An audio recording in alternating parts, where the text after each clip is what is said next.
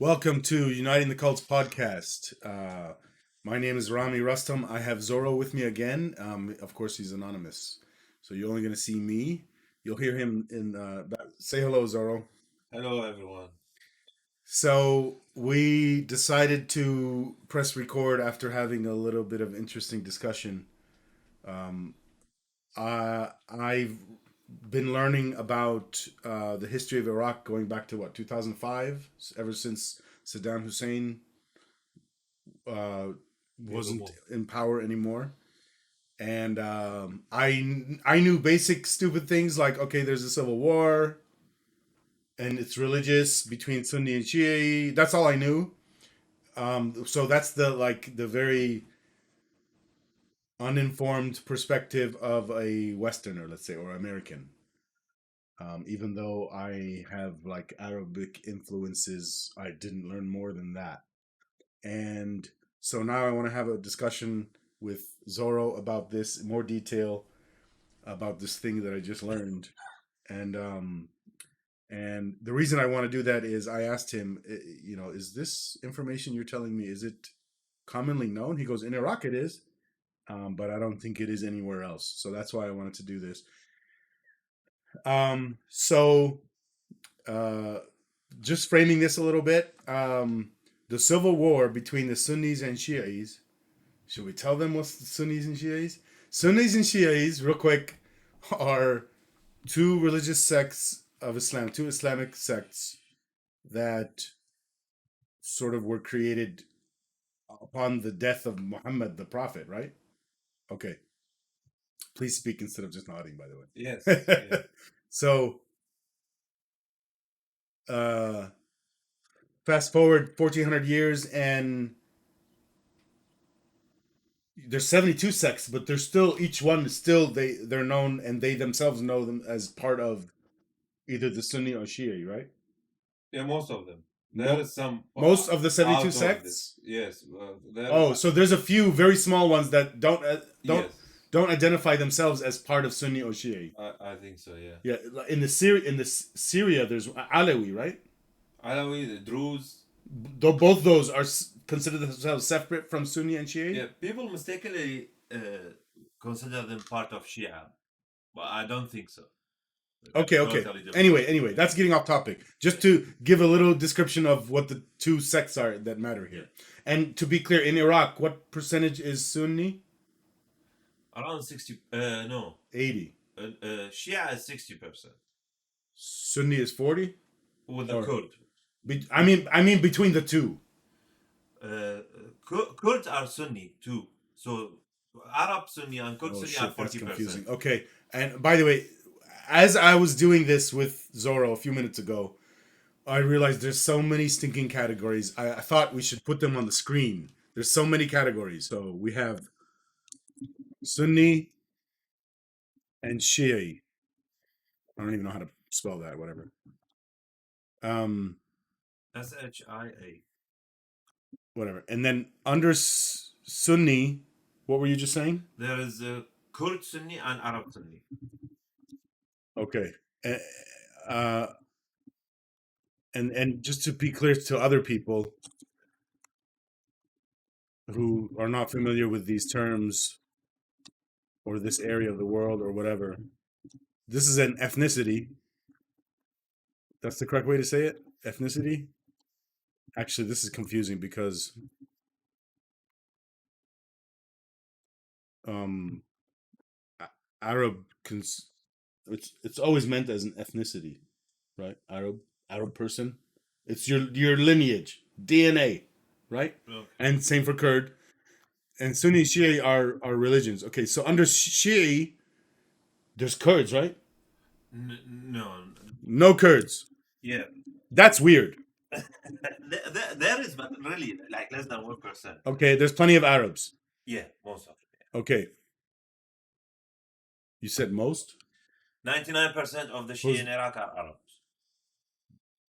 what's the other? The 1% is they call them Syrians, Kurds, and I don't know them actually. Like they are really little, but like 99% of the You said Shia. Kurds. Yeah, there is. other type of Kurds. They call them Syrian Kurds. I don't know what is that. It's another ethnicity that is a subdivision of Kurd, and they're Shia, They live in the south, yeah, south of Iraq. but they don't call themselves Kurds. I really don't know. I don't know. Like This is complicated they, as fuck, yeah, man. we have a lot of tribes in Iraq, but they are minority. A lot of tribes: Ashurians, Kildanians. No, of course. Yeah. There's tons of that. And Kurds, Filians, Kurds. There is a lot of.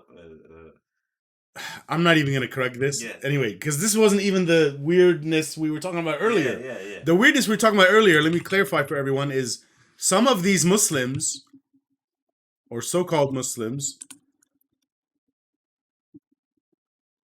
are actually ex-Muslims who don't want their heads cut off,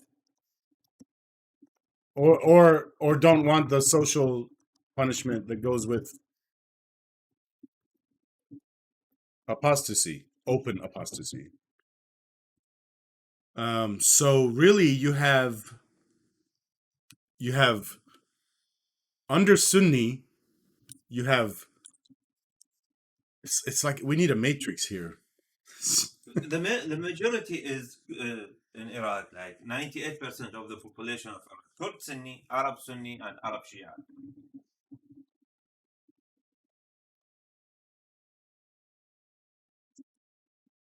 I'm just putting in here some are closet ex-Muslims. Okay, now getting to the point.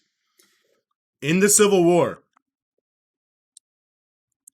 by the way, do you guys have an official name of the Iraqi Civil War? Civil War after Saddam. That's enough for now. I don't know if there's an American English name for this. Who are the sides, right? So the sides are the Sunnis and the Shias. So these Shia Arabs are against the Sunni, or no, here's what's actually happening. Now let me clarify. There's another division here. We'll call them ISIS, or people that want ISIS. People wanting the Khalifa. What's Khalifa in English? The Islamic Kingdom? leader. Islamic kingdom. Yeah, Islamic king. I'm gonna say Khalifa. How do you spell Khalifa? KH. KH Khalifa, and they use that word in English, right? Yeah. I'll say like it's a dictatorship. That's the right way to say it. Dictatorship. Islamic king. Islamic. Depends on the king if he Islamic wants to be dictator or no, but that's what dictator is. yeah. If you have if you have the legal power to do it, even if you're good, you're still a dictator. Yeah. From the role that the government gives you or that you took. So Islamic kingdom or dictatorship. But it's the Islam dictatorship, not a secular dictatorship, which Syria has.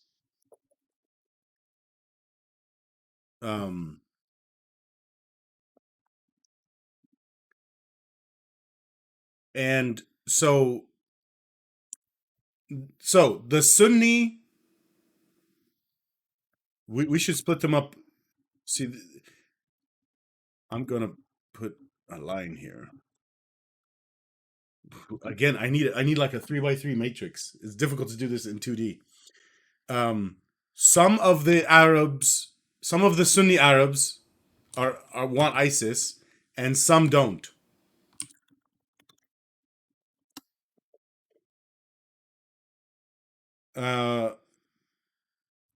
Some of the Sunni Arabs are closet ex-Muslims. Obviously, none of them want ISIS. Yeah, and some Sunni Muslims they don't want ISIS Right. too. Yeah. Yeah, add that too. Well, that's already there. Oh. That's what don't want ISIS is. The normal Sunnis who are not closet ex-Muslims. Yeah.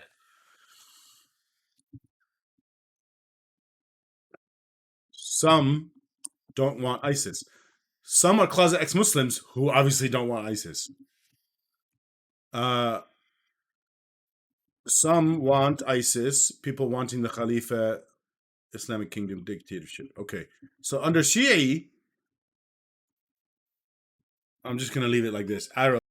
So the sides, Sunni Shia, we're still splitting them up here. Uh, the Shia side, all Arab, some are closet ex-Muslims.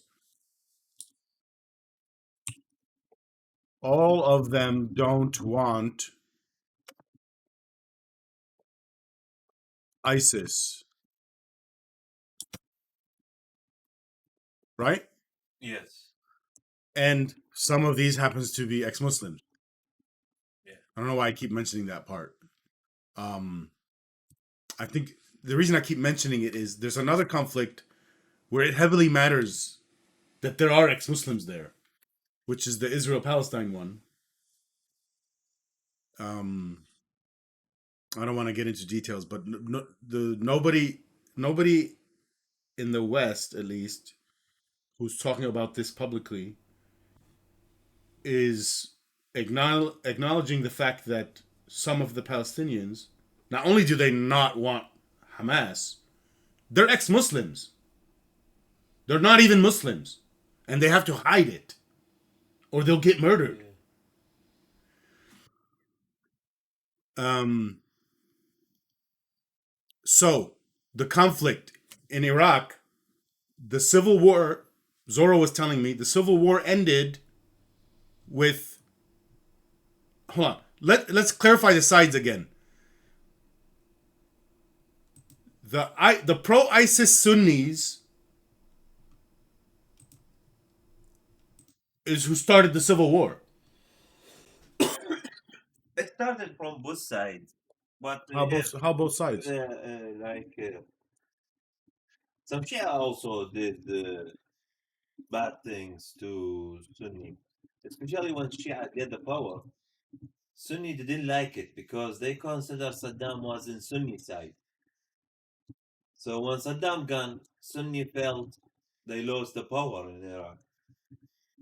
And when election happened, the majority of Iraqis, which is around 60% of the Iraqi voters and Iraqi population, vote for Shia. Now Shia get the power. When Sunni lost the power, it started some, let's say, assassination. How to say it in English? Assassination. Assassination. A Sunni start killing Shia just because uh, they know, because the name, Shia name, some some names, Shia, that name cannot be a Sunni, and so they did that. A wrongly reply reaction from some Shia militias also did the same to Sunni people, and then it started the civil war. Al Qaeda was in Okay, Iraq. so let me ask this though. If we're talking about ideas, principles in somebody's head, the idea of wanting ISIS and a Khalifa was the start of it. If nobody wanted that, would there be a war?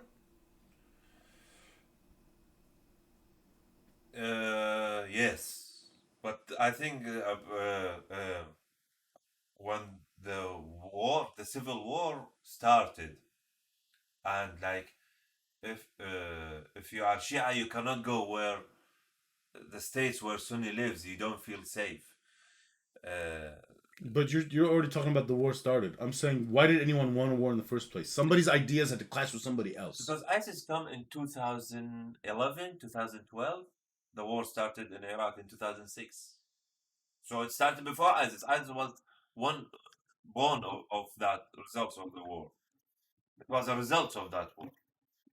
Now I'm very confused because this sounds different than what you told me earlier. It was Al Qaeda, before Yeah, ISIS. but that's this. I don't care about the name. I'm talking about these. I could have deleted ISIS, and I put the meaning here. People wanting Khalifa. I don't care about ISIS. People wanting Khalifa. That's the Al Qaeda, right? Al Qaeda didn't want Khalifa. The ISIS is the son of Al Qaeda. Al Qaeda ISIS wanted Khalifa. Al Qaeda just was exploding everywhere, killing, uh, bombed cars in the markets, doing that. They didn't. So they were more a political organization. Yeah, we didn't understand what they want. They just want the Shia government to fail in Iraq because they are anti-Shia.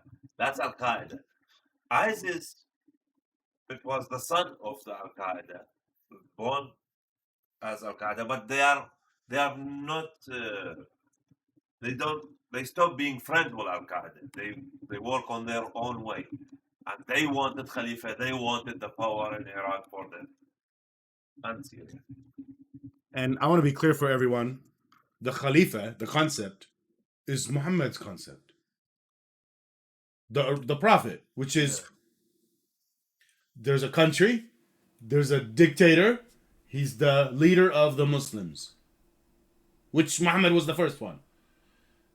Isn't that what Khalifa means? Because the other dudes after him, the three leaders after him, they're called the Khalifa. Yeah, right? the Khalifa is the dude who after the original guy.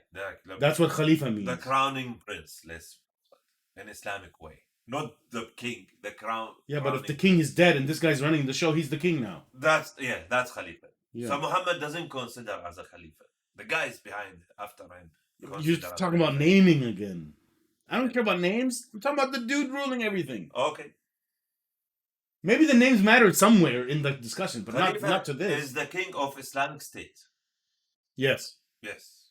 That's the which is Muhammad was. He just was also the prophet and the spoke to angels and yes. The speaker of the angel instead of speaker of the house.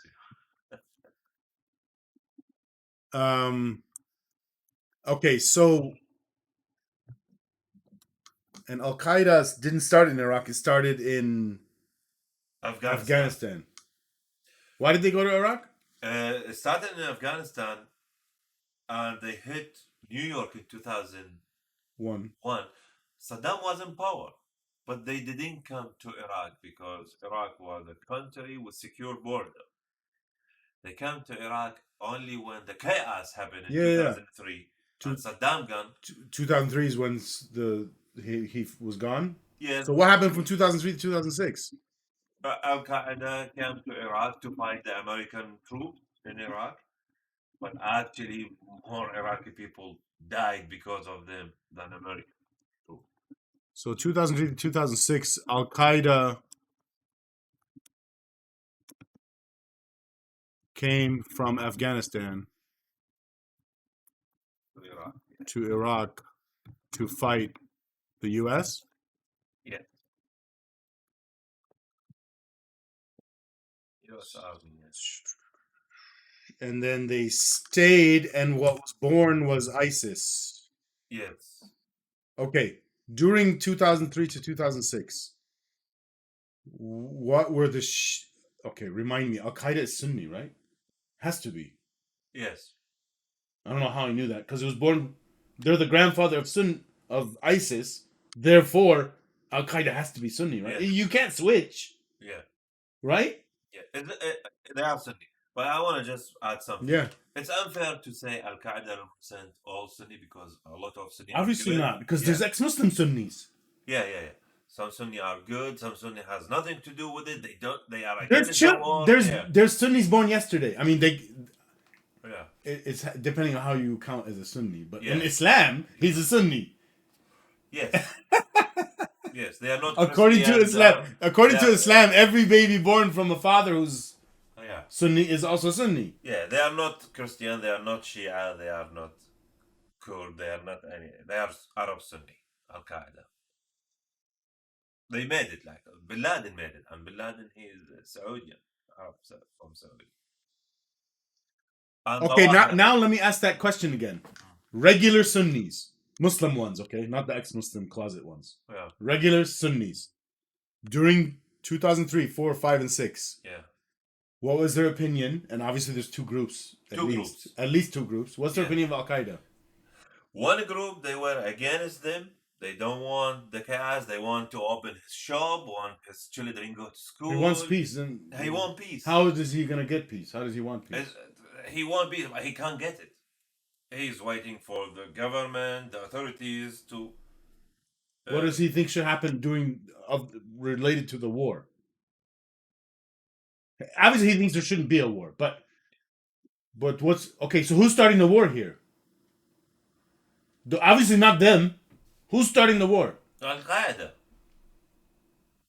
Al Qaeda and the militia, the Shia militias, Against each other, you mean? against each other. Al Qaeda's the only one on that side? Yes, and some Sunni in Iraq joined them. Would you count them as Al Qaeda then? They become Al Qaeda. Okay, yes. that's the point. Yes. That's how they got. Yeah. They came from Afghanistan leadership and people, but also Iraqi Sunnis joined them. They get bigger in Iraq, and some Jordanian Sunni came to Iraq to join Al Qaeda. One of them is big leader called Al Zarqawi. Even George Bush mentioned it in TV. So, and to be clear again, no Shi'is joined Al Qaeda. That's impossible. That's true. Why is that though? Because at the time, their goal is to. Oh, they don't like the West's influence in the Iraqi government. Al Qaeda was killing Shia as well as killing American. Oh shit. Okay. Al Qaeda was killing Shia as well as Americans Beheading them, put car bombs in their markets, all that. during the 2003 to 2006. 2003 wasn't big. Even 2004 is just Fine, started. but 2005 started. and 6. Yes. I don't want to make more categories here. Yeah. Unless I have to. Yeah. 6 and 7. Yeah. So civil war started because the Shias didn't want the Al Qaeda anymore. It's too much, right? The Shias weren't fighting from 2003 to 2006. Am I understanding that right? I was in Iraq in 2003, 2004. It was actually relatively peaceful. Peace. There was no. When did the Shias start fighting? I remember I was a student. The explosions of Al Qaeda in markets and in Shia mosques, all that it started in end 2004, 2000. Yeah, I'm asking when the Shias decided to fight back. In 2000, they fight back, but not big. In 2006, something happened big. Al Qaeda bombed a big shrine for Shia north of Baghdad. It's a place called Samarra. It's a big shrine of one of the Shia imam, like Shia. It's a holy imam for Shia. Okay, they go visit him. So Al Qaeda put some explosives there in 2006 and explode that shrine. And then here, Shia militia went crazy. And that's when it started. Because civil war, if I'm only hitting you, it's not a civil war. But when you start replying, then that's no. If you reply a little bit and it's once here and once over there, then it's not a civil war. True. When it's a big reply and the big group and they're all saying, "All right, we're fighting, we're making a war." Yeah. Organized. Yes. Organized effort. That started when the shrine being bombed and Shia went crazy and replied with all their power against Al Qaeda in 2006. Okay, so when did ISIS was born? ISIS, it's already there, but it's among Al Qaeda and it's no influence. It's really small. Fine. When did it become a thing? It became a thing actually in Syria in 2011. When did it cross over into? 2011. In Iraq. 2011. Born in Syria. Oh, so Al Qaeda was in Syria at that time. That's the point. More in Iraq. But it's born in Syria. From Al Qaeda in Syria. Yes. Shit. Not exactly. It's two places because there is something that let me just tell you about it. I don't have proof. It's not official.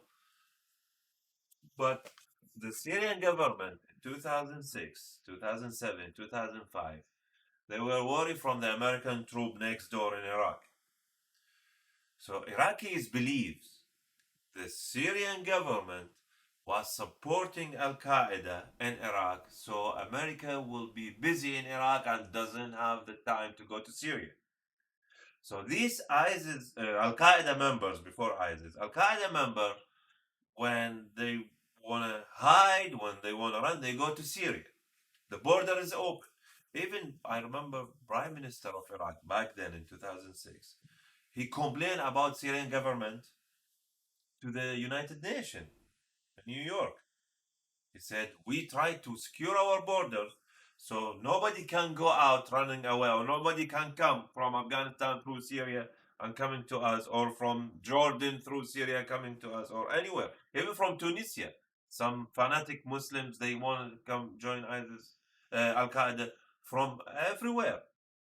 Europe, Russia, Shishan, Tunisia, Egypt, so Jordan. And they were complaining about So Syria. Iraqi government, they were complaining about because Syria doesn't secure the borders. Syria want that happen back then to keep the American busy in Iraq and doesn't have the time and the power to look after Iraq and go to Syria because And it go to was Syria and do what?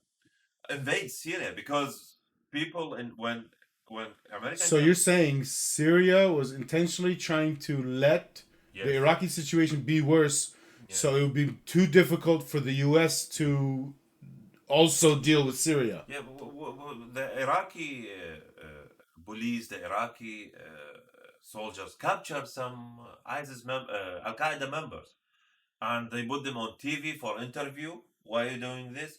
And he said, "We train in Syria. We have camps in Syria. Nobody talked to us there." So Syrian government back then, they were worried. They don't want to hurt Iraq, but they were worried from American. Because America back then, George Bush time, we were thinking after Iraq, they will invade Syria and Iran. But because what's happening in Iraq, because the price was so expensive in Iraq, and Iraq's situation never been stable since then. So they didn't go there. I want to say something that I didn't say right at the beginning. All of this discussion came from somewhere else first. We were talking about Syria. And I don't want to get into details about Syria yet. I want to talk about just the part about the concept of the federal government and states. And that in Syria, there's no such thing. There's only like a federal government, like a dictatorship. And in Iraq, there's two states and one For the Kurd. federal government. The two states are the Arabs and the Kurds. But the Arabs, during this civil war, were basically going to end up being two separate states. So it would have been three states. Yeah. The Sunni Arabs, the Shia Arabs. Actually, it would have been. Wait. This is confusing now. The Sunni. Yeah, Sunni. The Sunni Kurds. They have their own state already. Since Saddam time, since 1991. So you're saying the Kurds, which are Sunni and Shia. No, they're not Shia. Majority, yeah, Sunni. Yeah, Kurds are Sunni. Okay, and the other side, the Arabs. The Arabs are Sunni and Shia. Yeah. So the two states, there's Sunnis on both sides. The split is just Kurd and Arab. Yeah. The Kurd doesn't really care about Sunni or Shia. They are just care about their Kurd. Wait a minute. Kurdish. Does that also mean that the Kurd... Hold on. The Kurd fight ISIS and they are both Sunni. The Kurd doesn't... That means the Kurds... Oh, yeah. Never wanted ISIS. So it's only the It's only the Arab Sunni... The Arab Sunni and the Arab Shia... The non-closeted, meaning they have to be Muslims. The Arab Sunni, some of them wanted Khalifa.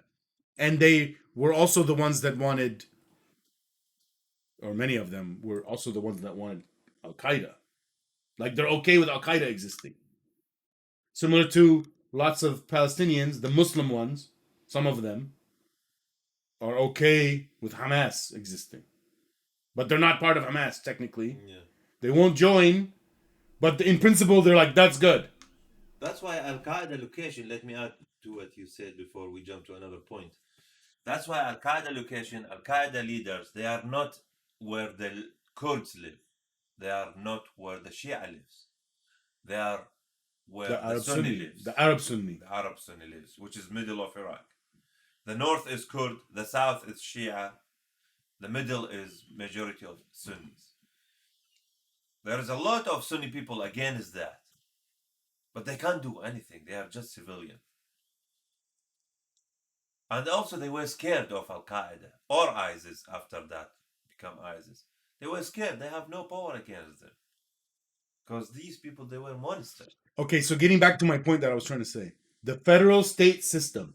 Iraq has one now, and it succeeded in this, and it like the conflict between the civil war and then the conflict between the Arabs, Muslims, the Sunni and Shia is over. The war is over by ISIS getting beat. Yeah. Militarily. When Iraqis defeated ISIS, there is no more thinking about the Arab. And then after that, you guys have been peacefully, relatively peacefully, functioning as a federal and state system, just like America. I don't know how it's not. It's like America in some sense, by the fact that the states have their own controlling power, separate from the federal government, which again Syria does not have, right? And they should have it. We'll talk later about why they should have it. Syria is its own beast. Which, I mean, is the civil war still going there? I don't even know how to keep track of that. Civil war still going in Syria? No, it's much better now. It's not really. No. Not really. Yeah. Well, there is individual, even if in Iraq, there's individual. Yeah. Civil war means organized effort. No civil war. When did that end? After defeating ISIS. So the civil wars in the two countries end at the same time, or no? Yes. Same time. What? Yeah. That's 2016? It's ended 16, 17, yeah, something like that. So, okay. Is in Syria now, is the government still controlling everywhere? Not just controlling, is it harming any citizens anymore? You know what they were like? Remember the chemical warfare? Yeah, there's no. There's nothing happening anymore. No war. Yeah. Who's unhappy about any of what's going on in Syria anymore? I mean, economically they're horrible. Yeah, now Syrian people are not happy with the situation, with Syria being isolated, because the world wants. If the war is over, why are they still isolated? The West doesn't like the Syrian regime. Hold on. So go back to 20 years ago. Wasn't it the same? Before the Civil War, it wasn't the same, no. It's worse now. The way the West treats Syria is worse now than before the Civil War in Syria. Yeah, but there is a lot of, what do you call it? The West put some... Right, but if they're back to the before, why didn't they go back to before? Well, I don't know. That you can ask the West. The West still... You don't know. I don't know. Maybe because what happened the last 20 years, and the West become really anti-Syrian regime, and even if the war ended now, so like a grudge. Yeah, they still fucking idiots. Yeah, if that's what it is, it's as stupid as a individual holding a grudge over another individual. Oh, I'm mad about what he did, and now I'm gonna act stupid for the next 3 weeks. Yeah, they consider the Syrian regime killed his people. He actually was defending himself. I don't want to defend the Syrian regime. People? The Syrian regime was the bombing, the battle, and against ISIS, Al-Qaeda. According to Syrian government, we are hitting. But we were talking about America just now. America saying Syrian regime killed his own people. But that's not happening now. So what?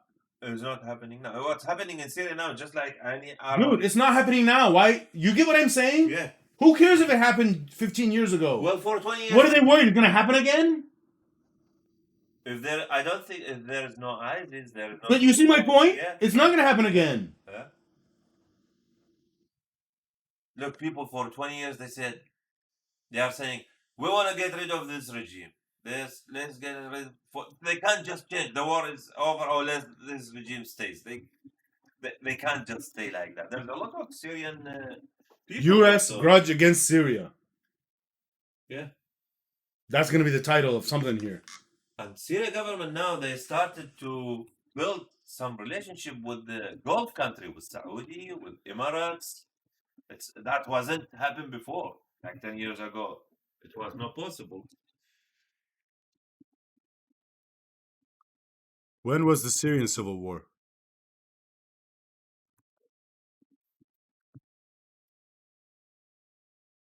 When was the Syrian Civil War? Started in 2011, I guess, 10 or 11, 11, let's say. Yeah.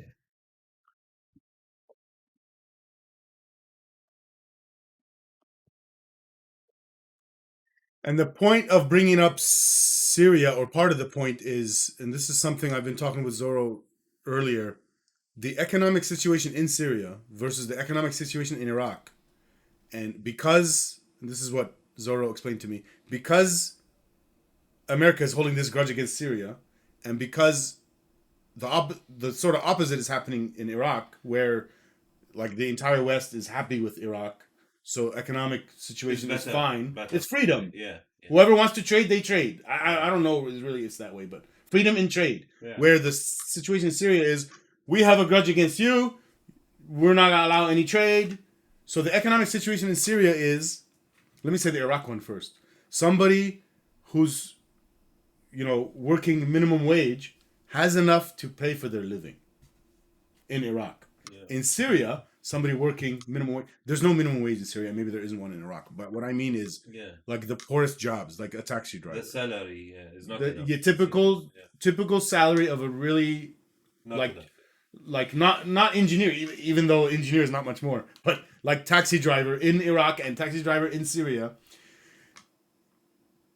The Iraqi guy will have enough money for his entire expenses, including rent. He won't be rich, but barely He'll cover survive. his- yeah, In his- Syria, you have 20% of your expenses. Yeah. Your income is 1/5 of what you need. And that is because of this economic situation, because of this grudge. Syria today, I want to just, because I explain stuff, it sounds like I'm defending the Syrian regime. I'm not defending the Syrian regime. I'm just saying Syria today have a dictatorism regime, just like any other Arab country has. Has today. Yeah. So the grudge should be over. Yeah. And if there was going to be a grudge against Syria for this reason, then you should also have it for the other ones. Yeah. But because the war in Syria happened and makes the West against the regime, it stayed till now, even after the civil war ended, like 5-6 years later. So end the goddamn sanctions. End the grudge.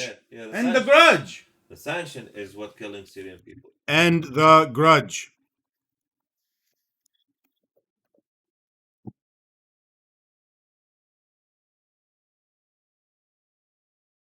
What else?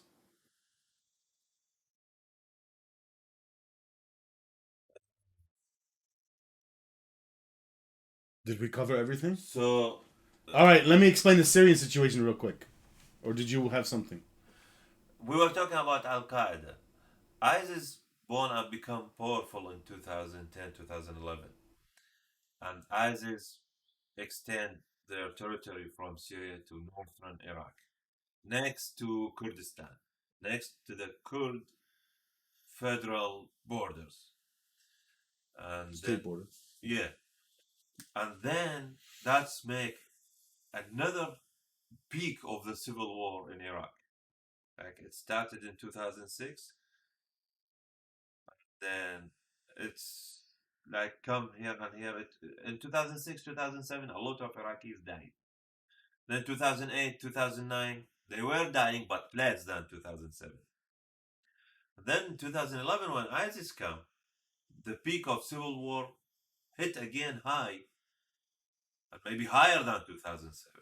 Because in 2011, now the Shia part of Iraq, the Shia leader, announced, like everyone, for the first time in 1400 years, the Shia leader announced, they call it jihad.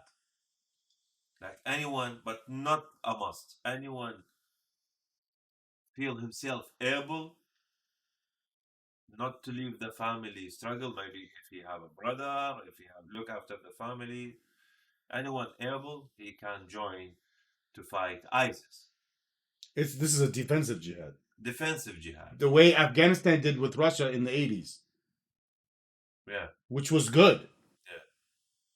And that's helped the Iraqi military, the Iraqi troop, they fight side to side against ISIS for 5 years maybe till defeated ISIS. And I want to add something. That's my personal opinion. Maybe I'm wrong. We couldn't, like the Iraqis couldn't defeat ISIS in Obama time. Why? I was watching the news. According to the leaders of the Iraqi militias and Iraqi militaries, especially the Iraqi Shia militias, because the Shia militia was backing up the Iraqi military because they were both against ISIS. They said every time we wanted, like we're about to defeat ISIS, the American hit us. We can't go close to them. What do you think America was doing? I don't know, like making it balanced. Why? I have no idea. Why would they want to extend the war? I really have. Wait a minute. So you're saying if you're correct about those two things you said, let me remind you the other one. You said Syria was not protecting its border, allowing the war in Iraq to continue to be bad. Yeah. To keep America busy. Yeah. And then you're saying also America was doing it intentionally to also get longer in Iraq? In Syria, I want to mention something. But you see what I'm saying? They're both doing it. But in Syria, in 2011, Syrian regime didn't expect that will happen in his homeland. When it's happened, the Iraqi government flipped from against him to with him now, with the Syrian regime.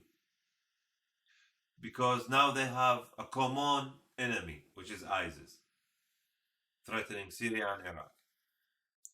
So they become kind of united. So I want to ask you a question, and I don't know if I'm cutting you off. I don't know if you finished your point. I'm sorry, my mind is somewhere else on this main thing that I'm trying to do here, which is I'm trying to connect this all to the main topic of everything in this organization, okay? We haven't said the words yet, but there's a lot of cult behaviors happening in all of what we said here. And I want to ask you, so if Syria was like Iraq right now today economically, how would that be different for Muslims and ex-Muslims? They will just have a better life, like the Iraqis. Iraq full of Muslims and ex-Muslims today.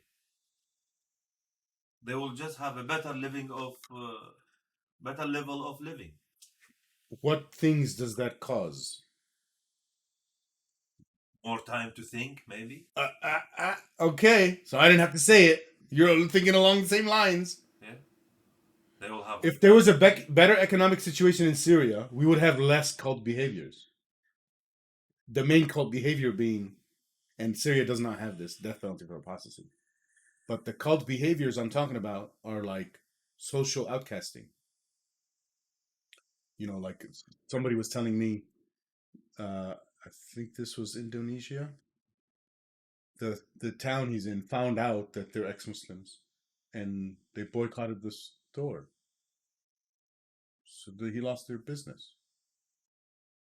You lose your business because you first of all, you were trying to hide your ex-Muslimness, and then it got exposed, and then somebody shouted it to the whole town, and then now the town is not your customer anymore, and you lose your business.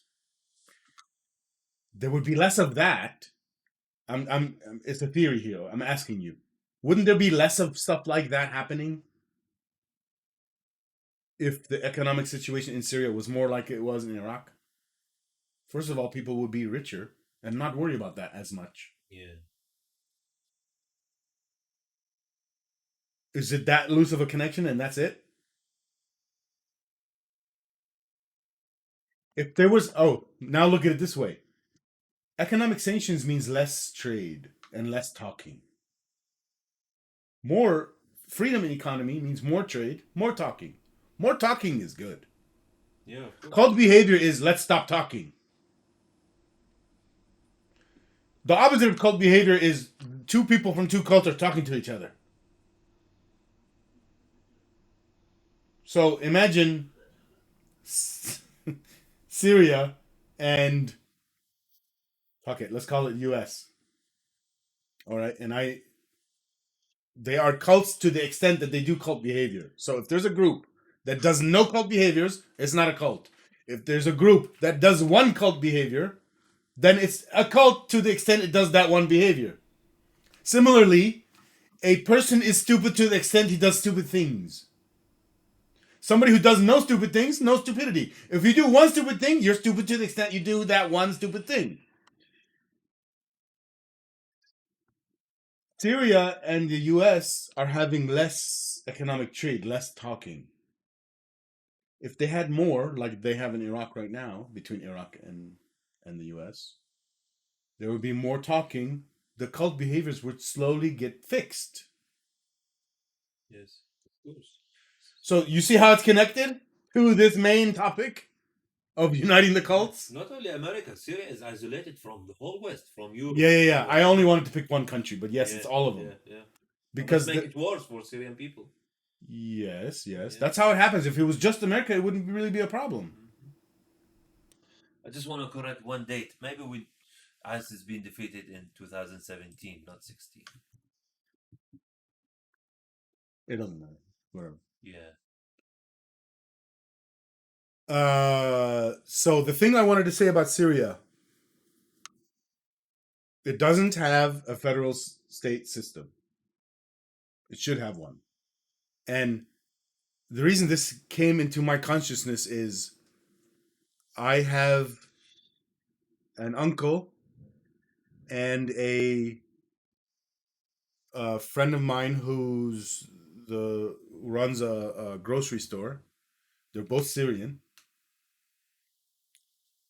And by the way, just so you guys know, I'm Sunni. I came from the Sunni tribe, and you too, right? Sunni. Yeah. And this, I don't want to say names, okay? But my uncle is in my own Sunni tribe, right? We're both ex-Muslims. I think he's ex-Muslim. I'm not sure. And then there's the gentleman who runs the restaurant, Syrian. I think he's not Sunni. I think he's not Shia. I think he's what's the Armani, which means from Turkey, and they're in Syria because of the. But the Armenians are not Muslims. No, I know. Yeah. They're from Turkey. It's clear. It's good to say they're not Muslims, by the way, because that means something very important in some of this. But the point of why they're there in Syria is it's very recent, right? They were genocided by Turkey, and they ran away like less than 100 years ago, right? Okay, that's why they're in Syria. Okay. The conflict so these two people I'm talking about, these two Syrians who live in America, have been living in America for 20 plus years, they have not been talking to each other for 9 years. And they have a political disagreement. It's because of that they are not talking. Yeah, I asked my uncle, I didn't even know about this, that they weren't talking, but I found out recently, and then I asked my uncle, what is the beef about? And he told me, and it came down to this stuff about a federal state system, or lack of one, where the position of my friend is, it's okay, let the country be split up into 5 countries. Let Syria split up into 5 countries. Where my uncle's position is, no, it should be one country. Here's the thing, they both can be right. The federal state system does that. And I don't think they understand that there is a shared thing there. Yes, we should be separate in the sense that there shouldn't be one dictator who runs the whole show of all the separate units. Similarly, our federal government should not just run this whole country without states involved. And a state shouldn't run the whole thing as if there's no counties, and a county shouldn't run the whole thing as if there's no cities. and so on. I think if they understood this basic federal state relationship, they would get on the same page. And if Syrians living in America are having this trouble, then Syrians in Syria are having worse. Their life is harder. They have more triggers, more emotional triggers during their discussions, I mean. Where the two people I'm talking about here, they make a lot of money and they have a lot of freedom compared to Syrians in Syria. And the federal state relationship in America is a discussion going back from the beginning of this country. So it's 200 plus years discussion. You know, if you look at the discussions that our forefathers had, there were the people called the Federalists. I don't remember the name, but there's the Federalists, and then there's the people that wanted more power in the state side, where the Federalists wanted more power on the federal side. And since the inception of this nation, the federal government keeps getting stronger and stronger and stronger, and effectively taking away power from the states. So we've changed a lot since the beginning of the nation. But the point is, they both exist, and at least the thing is happening where there is always a continuing discussion about how much power each side should have. And it's changing over time. We're trying to change it. We're trying to improve it. But the point is, they both exist, and in Syria they don't, and in Iraq they do. So let me ask you this now. In Iraq, well, let's be clear about this. In Iraq, we have a democracy, technically, and functionally. In Syria, we technically have a democracy, but it isn't one, because he sets up the elections and always wins. I could tell you a story about that. I might as well tell you now. So my mother, when she was younger, when she was able to vote, when it was time to vote, she went to the voting booth, the building or whatever. She spoke to the public attendant or whatever, and he said, "Give me your ID." And she gave it to him, and he left back in the office where she can't go. And he came back and said, "Here you go. Thank you for voting." Oh, that's bad. It happened in Saddam time, but not that way. He was doing election, but not that bad. He was winning 99%. Yeah, come on. This is not a democracy. It's a dictatorship, and they're acting like a democracy. Sorry, I cut you off. Go ahead. Yeah. I just said, like, it's happening in a better way in Iraq. Like, they will let you go vote. But the results always 99. I see what you're saying. It's even more trickery. Yeah. Yeah. It's the results always 99. Where with the Syrian way, it's even less looking like it's real. Yeah. In Iraq, it was looked like real. Yeah, a little bit more. Yeah. More real. I mean, it is a little bit with the Syrian way, because they can at least say, "Yeah, we're a democracy. Look, we had elections." Where during Saddam's time, he can't say that. He wasn't even trying to, is the point. We're a dictatorship. So today, they both technically have democracy. Iraq actually has one. Am I right about that? It's working? Yeah, every 4 years we have a prime minister new. Okay, and the federal state relationship, is it working? Are the Kurds happy not being oppressed by Arabs? I think they are happy, but they will be happier more because if they have their own country, they try to separate totally from Iraq. They are not. Let me ask you this. Are there things that Iraq can do to give the states more power so that the Kurds won't want to leave? Actually, I don't have enough information about it, but what I know, I think the Kurd in their state now, they are better position if they become their own country. Now they have the best situation. Iraq is like, because if they become a country, they will surrounded by 4 countries that they don't like them. Iraqis You're saying that's worse or better? If they become their own country, it will be worse. Worse, yeah. You're agreeing with my uncle, who's one of his points is the reason we need to be one country is, for example, if there's an outside invader, we need one military. I agree with that. That makes sense. Yeah. That's why the U.S. government works. We have a federal government. That's the military. We don't even care about the states and their little militaries. Actually, I don't really know how any of that works. I'm not in the military. I don't really know shit about the U.S. military. But I know the basic concept that part of why we wanted the federal government is to fight an invading force with a single military run by one dude. Yeah, it's more powerful this way. The American system is very successful because they keep updating. Like how you said, they're always the federalist and the other. They always try to do amendments. They always to do what is try to do what is best for the total country. It's unique experience in America, and it's really successful. I think It's not so unique. UK has 4 separate states, doesn't it? uh, yes. It doesn't look like I don't know how it works. yeah. And then, Just like European Union. Also, you can say, but it's not one country. Like here is one federal government. European Union doesn't and have you're it. saying in the UK, those 4 states have more power than in America. Like you're saying in the UK, the federal government is not very strong compared to in the US I in don't know relation. really what's the difference, but I feel the states of the US is more united than the states of UK.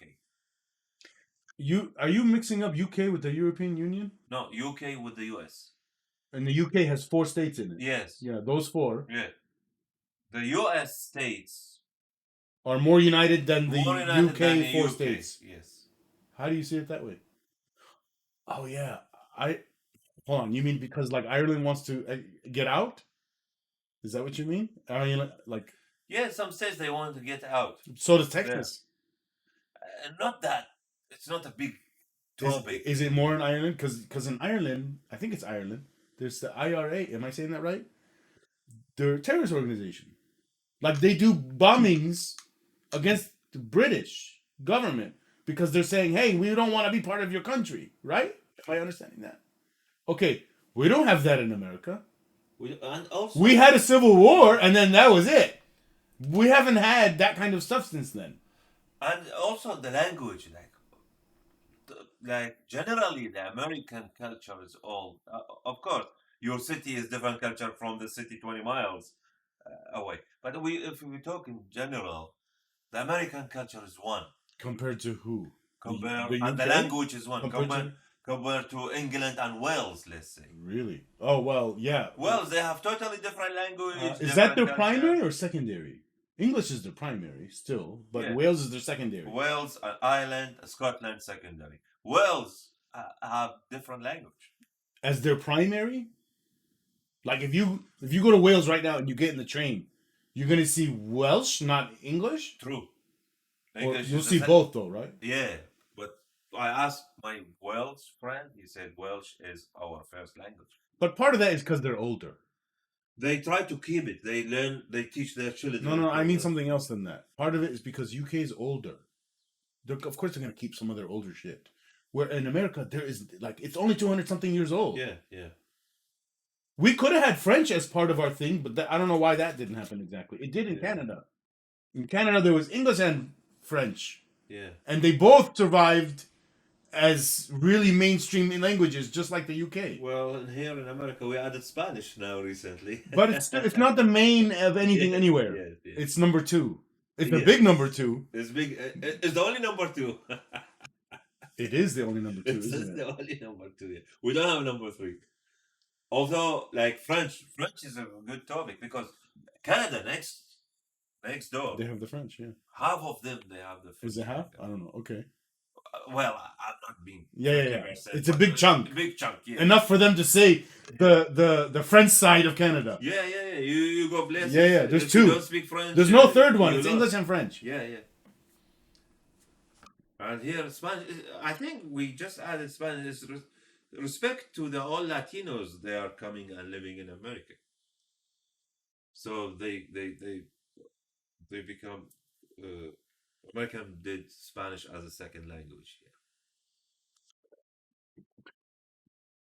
Looks like our main topic we were talking about is relationship between federal government, federal and state government.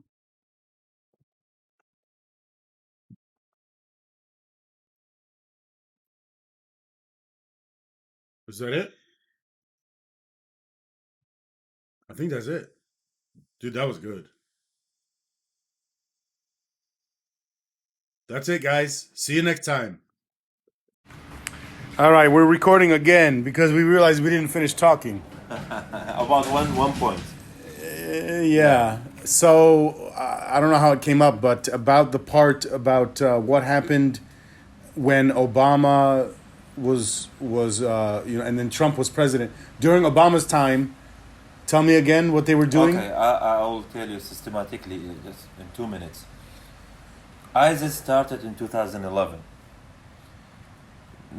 Syria, neither Iraqis could defeat ISIS till the administration of Obama gone. And I was thinking while we were talking this, like today I was thinking why maybe, I'm not sure, but that's what I heard on TV. I'm not politician. And yeah, we're theorizing why Obama administration didn't defeat ISIS. Like once Obama gone, it took only 1 year maybe, and ISIS been defeated. Because and what happened was, you're saying, I'm saying the only good answer to that, like Obama wasn't with ISIS, was against ISIS, but the enemy of ISIS, also America doesn't like, which is the Shia militias. The Shia militia. So you're saying Obama didn't want, the Obama administration didn't want to let the Shia militia get too strong, because, and the theory is now we have to explain more details. We have to bring in Iran now. Iran, also Muslim, also has Sunni and Shi'i, but in Iran, the main one is Shi'i, which is like 90%, and the leadership is Shi'i. Yeah. And the theory here is, from the Obama administration perspective, is that if they allowed the Shi'i militias in Iraq to get strong, they would also be backed by Iran, and the U.S. doesn't want that in Iraq because the U.S. wants the stronger relationship with Iraq, with the U.S. instead of Iraq and Iran. Yeah, America doesn't like the Shia militia because they are loyal to Iran. But as soon as the Obama administration was done and the Trump came in, Trump did something different, which was stay out of it, and then the war ended a year afterwards, and the Shia militias, I asked you, so what happened to them? You said they're strong.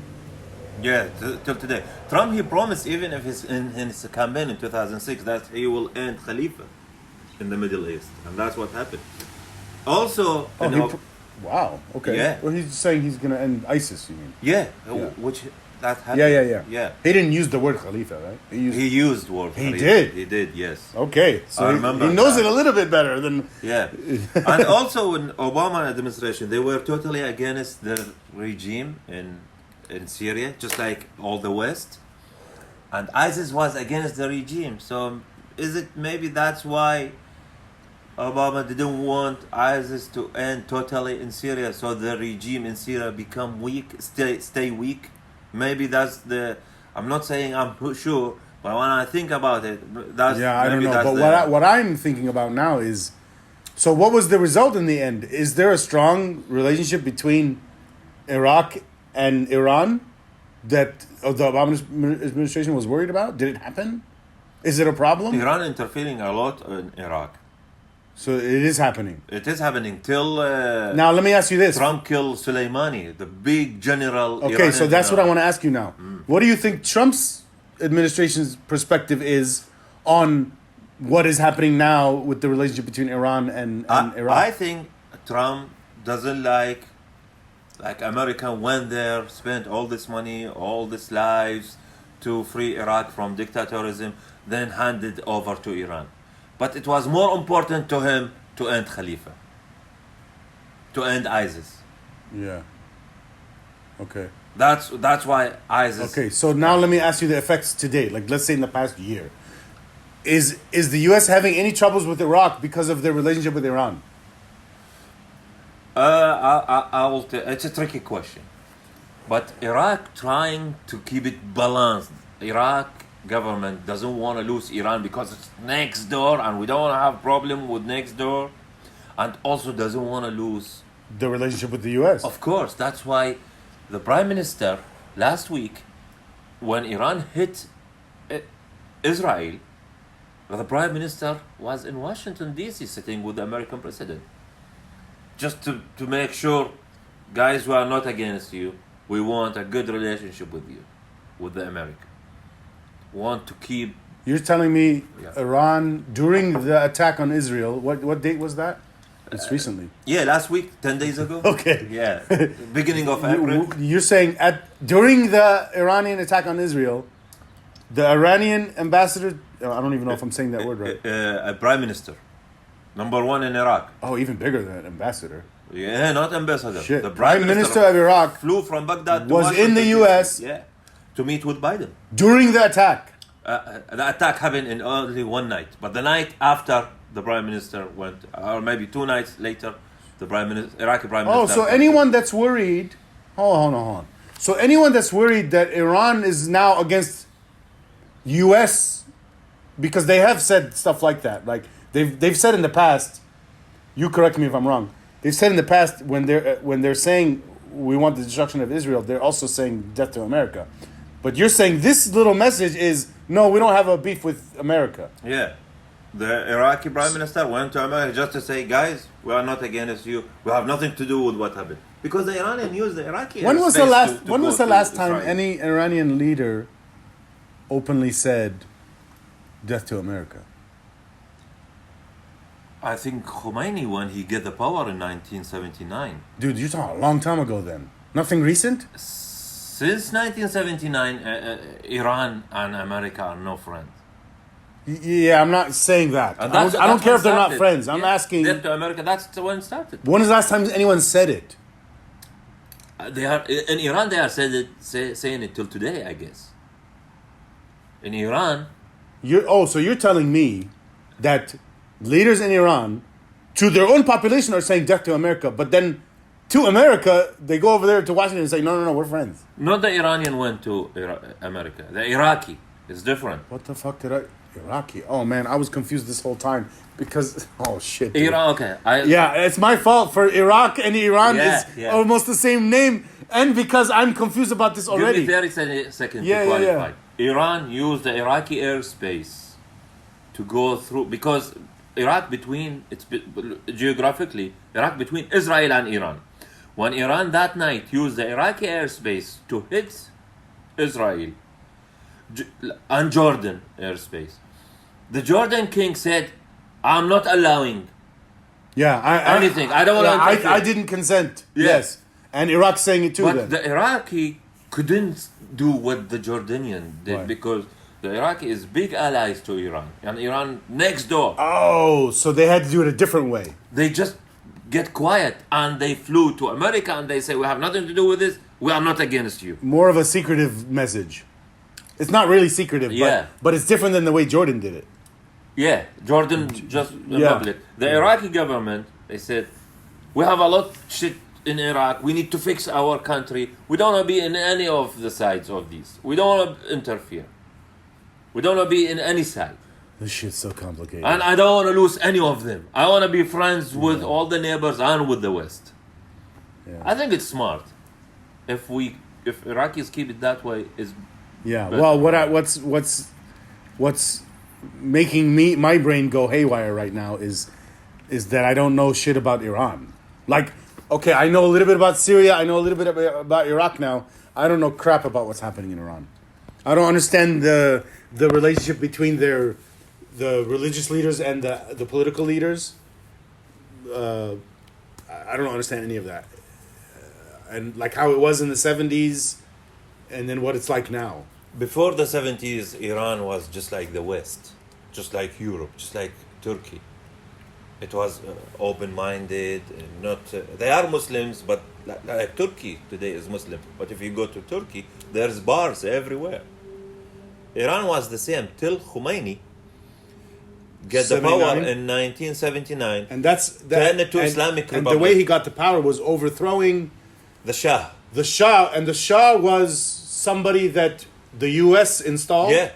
I don't know, but he was like U.S. friend. Carter, right? American President Carter's in the 70s. At the time, it was Carter. Yeah. Supposedly, Carter and it was the CIA. Am I right? Like it was underhanded, Yeah. wasn't it? I don't know the history here. Even they believe, Iraqi people, normal people, just like me, like not politicians, they believe that when Khomeini came and Iran changed from U.S. ally to U.S. enemy, the America pushed Saddam to start a war with Iran. Yeah. And when the war started, American backing Saddam up against Iran, because now Iran is enemy till today. U.S. and Iran, they have like not doing well, and always Iraqis involved. It's not their fault, but it's always involved with this conflict between Iran and U.S. Yeah. There's a lot of scenarios like that where a group is not involved, doesn't want to be involved, but is being dragged in. Yeah. Today, government in Iraq doesn't want to be involved, but in Saddam times in the 80s, he wanted to be involved, and he really attacked Iran and started a war of 8 years. Maybe 1 million people died from the both side. What years? 1980 to 88. Yeah. So Iraqi people always victim, till today.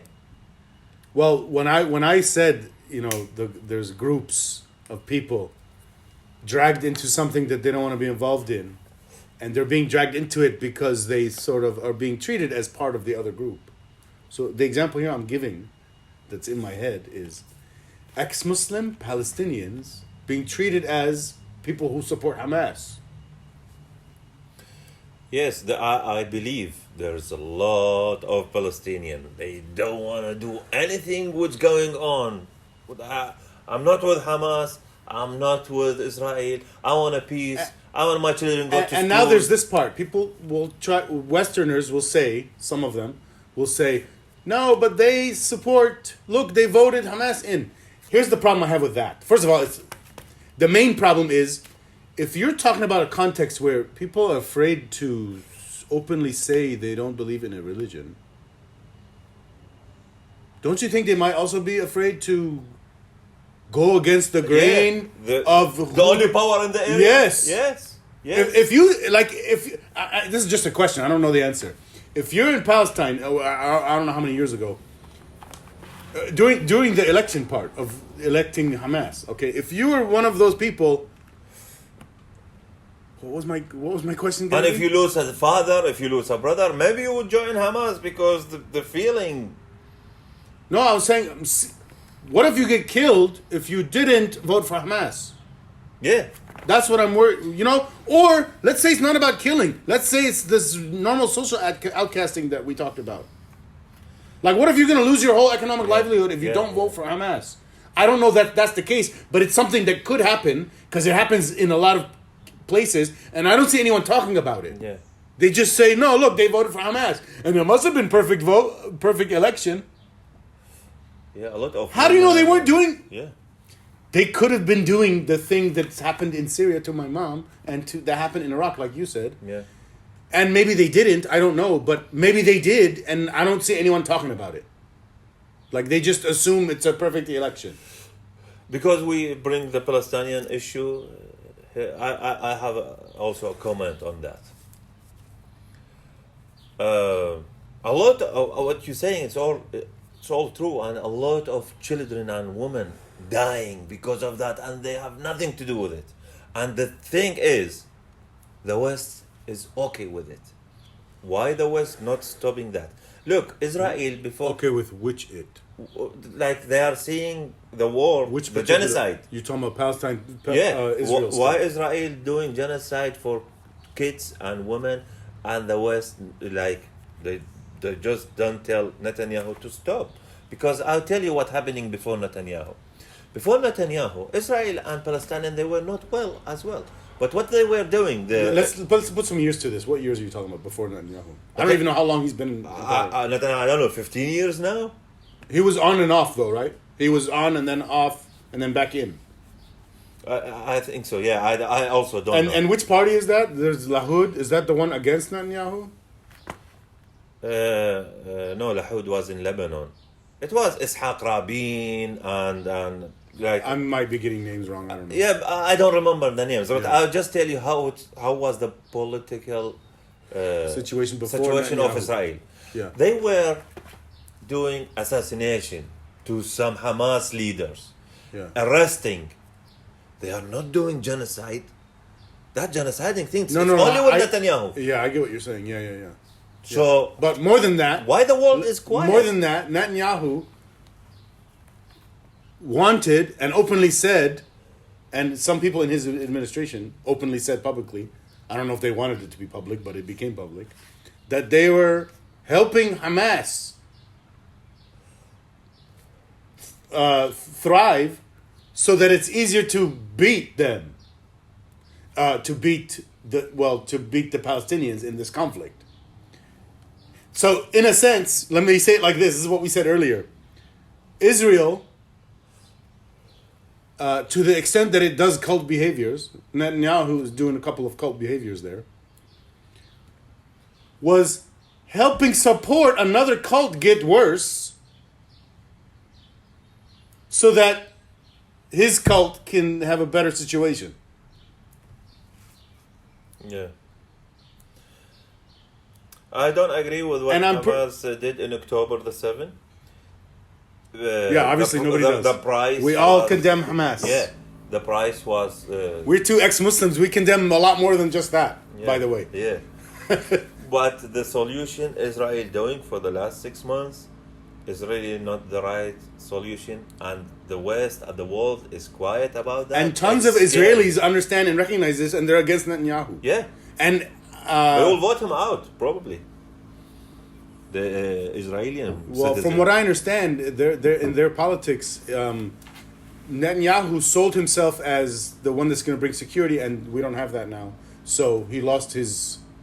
Yeah. You know, it should be clear that he didn't provide what he said he was going to. Netanyahu was about to lose. Actually, Hamas helped Netanyahu now to stay in power, as he is the one who's replying. Really. So wait, maybe this is worse than we're thinking. Netanyahu fueled Hamas so Netanyahu could stay in power? Conspiracy. What the fuck? there is saying like that. Yeah, but it's hard to believe. But I see Hamas with their stupidity helped Netanyahu to stay in power.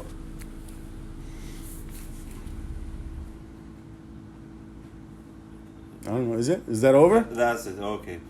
We just wanted to make some points to the previous. All right. Maybe we'll have another continuation, but that's it for now.